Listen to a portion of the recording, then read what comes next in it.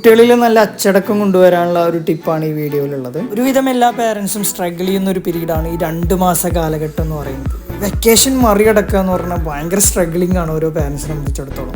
നമ്മൾ വീട്ടിലൊരു star board system കൊണ്ടുവരികയാണെന്നുണ്ടെങ്കിൽ, ഇപ്പോൾ ഞാൻ അപ്ലൈ ചെയ്തിട്ടുള്ള ഒരു മെത്തേഡാണിത്.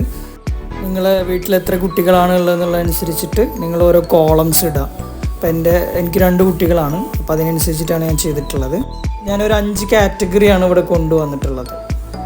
ഫസ്റ്റത്തെ കാറ്റഗറി ഞാൻ ഇട്ടിട്ടുള്ളത് ഷെയറിംഗ് ആണ്. ഷെയർ ചെയ്ത് കഴിഞ്ഞാൽ അവർക്കൊരു സ്റ്റാർ അതിൽ നമ്മൾ കൊടുക്കും.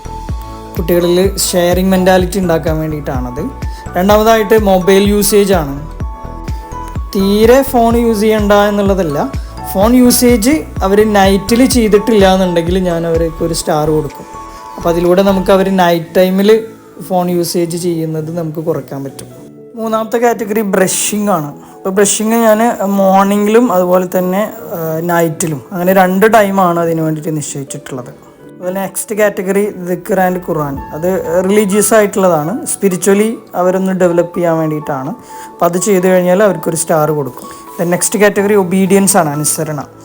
ഏറ്റവും കൂടുതൽ സ്ട്രഗിൾ ചെയ്യുന്നൊരു കാറ്റഗറി ആയിരിക്കും അത്.